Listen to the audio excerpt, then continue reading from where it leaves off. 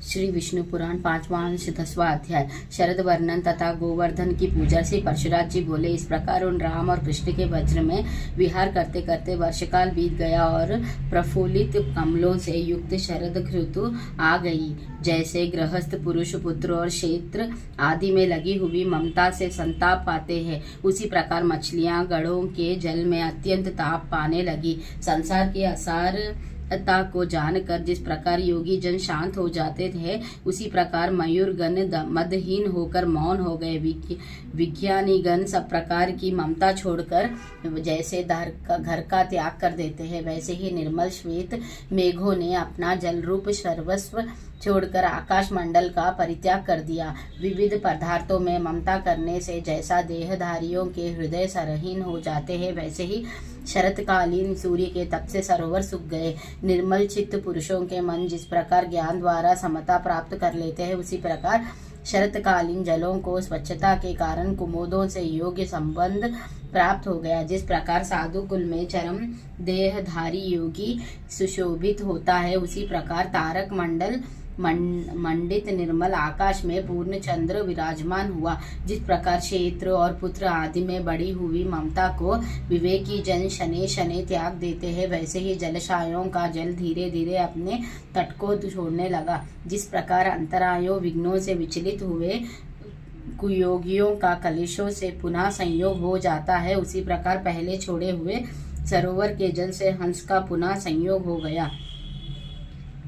क्रमश महायोग संप्रज्ञात समाधि प्राप्त कर लेने पर जैसे यति निशाच उच्चलत्मा हो जाता है, वैसे ही जल के स्थिर हो जाने समुद्र निश्चल हो गया। जिस प्रकार सर्वगत भगवान विष्णु को जान लेने पर मेधावी पुरुषों की चित्ता शांत हो जाते हैं, वैसे ही समस्त जलाशयों का जल स्वच्छ हो गया।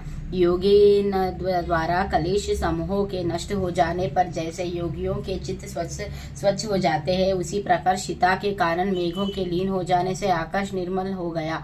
जिस प्रकार अहंकार जनित महान दुखों को विवेक शांत कर देता है, उसी प्रकार सूर्य किरणों से उत्पन्न हुए तप को चंद्रमा ने शांत कर दिया। प्रत्याहार जैसे इंद्रियों को उनके विषयों से खींच लेता है, वैसे ही शरतकाल ने आकाश से मेघों को, पृथ्वी से धूलि को और जल से मल को दूर कर दिया। पानी से भर जाने के कारण मानो तालाबों के जल पूरक कर चुकने पर अब स्थिर रहने और सूखने से रात दिन कुंभ एवं रेचक क्रिया द्वारा प्राणायाम का आभास कर रहे हैं। इस प्रकार वज्रमंडल में निर्मल आकाश और नक्षत्रमय शरत काल के आने पर श्री कृष्णचंद्र ने समस्त वज्रवासियों को इंद्र का उत्सव मानने के लिए तैयारी करते देखा। महामति कृष्ण ने उन गोपों को उत्सव की उमंग से अत्यंत उत्साहपूर्ण देखकर कुतूहलवश अपने बड़े बूढ़ों से पूछा, आप लोग जिसके लिए फूले नहीं समाते, वहाँ इंद्रिय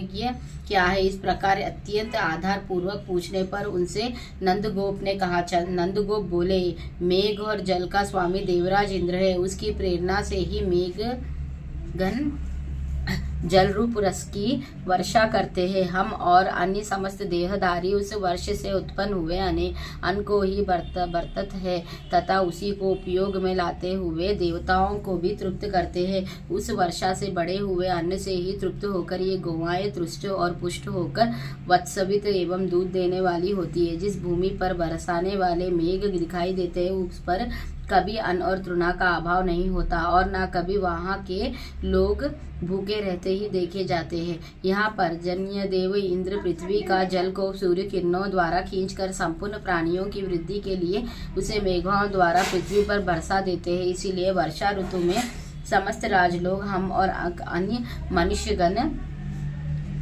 देवराज इंद्र की यज्ञों द्वारा प्रसन्नता पूर्वक पूजा किया करते हैं। श्री परशुराज जी बोले, इंद्र की पूजा के विषय में नंदी जी के ऐसे वचन सुनकर श्री दामोदर देवराज की राज को कोपित करने के लिए ही इस प्रकार कहने लगे, हे तात, हम ना तो कृषक है और ना व्यापारी, हमारे देवता तो गोए ही है, क्योंकि हम लोग वंचर है। अब अन्वेषिके तर्क शास्त्र त्रायी कर्ममंडल दंडी नीति और वार्ता, ये 4 विद्याएं हैं। इनमें से केवल वार्ता का विवरण सुनो। हे महाभाग, वार्ता नाम की विद्या कृषि, वाणिज्य और पशुपालन, इन 3 वृत्तियों की आश्रयभूत वार्ता के इन तीनों भेदों में से कृषि किसानों की, वाणिज्य व्यापारियों की और गोपालन हम लोगों की उत्तम वृत्ति है।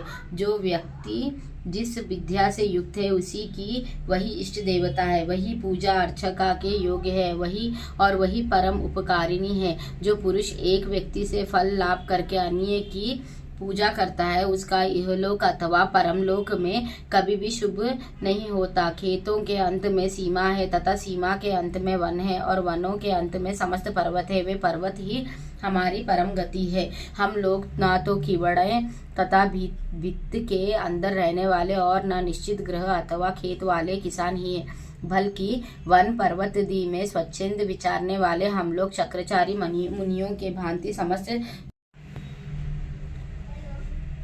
समस्त जन समुदाय में सुखी है। अतः गृहस्थ किसानों की भांति हमें इंद्र की पूजा करने का कोई काम नहीं।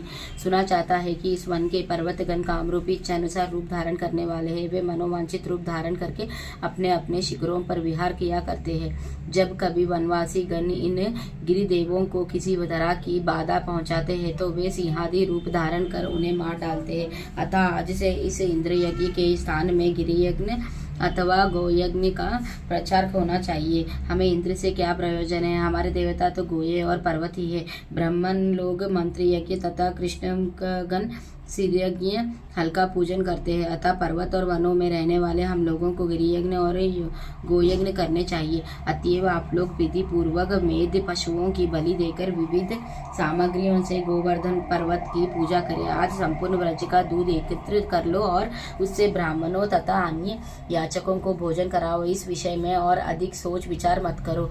गोवर्धन की पूजा, होम और ब्राह्मण भोजन समाप्त होने पर शरद ऋतु की पुष्पों से सजे हुए मस्तक वाली गोवे गिरिजा राज की प्रदक्षिणा करे। हे गोपगण, आप लोग यदि प्रीति पूर्वक मेरी इस सम्मति के अनुसार कार्य करेंगे तो इससे गौवों का गिरिराज और मुझको अत्यंत प्रसन्नता होगी। श्री परशुराज जी बोले। कृष्णचंद्र के इन वाक्यों को सुनकर नंद आदि ब्रजवासी गोपों ने प्रसन्नता से खिले हुए मुख से साधु साधु कहा और बोले, है वत्स, तुमने अपना जो विचार प्रकट किया है वह बड़ा ही सुंदर है। हम सब ऐसा ही करेंगे। आज गिरियज्ञ किया जाए। तदंतर उन व्रजवासियों ने गिरियज्ञ का अनुष्ठान किया तथा दही, खीर और फलों आदि से पर्वतराज को बलि दी। सैकड़ों हजारों ब्राह्मणों को भोजन कराया तथा पुष्पचित्र गोवों और जलधार के समान गर्जने वाले सारणों ने गोवर्धन की परिक्रमा की। हे द्विज, उस समय कृष्णचंद्र ने पर्वत के शिखर पर अन्य रूप से प्रकट होकर यहाँ दिखलाते हुए कि मैं मूर्तिमान गिरिराज हूँ, उन गोप श्रेष्ठों के चढ़ाए हुए विविध व्यंजनों को ग्रहण किया। कृष्णचंद्र ने अपने निज रूप गोपों के साथ पर्वतराज के शिखर पर चढ़कर अपने ही दूसरे स्वरूप पूजन किया। तदंतर उनके अंतर्धान होने पर गोपगण अपने अभिष्ट वर पाकर गिरियज्ञ समाप्त करके फिर अपने अपने गोष्ठ में चले आए। इस प्रकार श्री विष्णु पुराण के 5वें अंश में 10वां अध्याय समाप्त। श्री विष्णु भगवान की जय। लक्ष्मी नारायण की जय।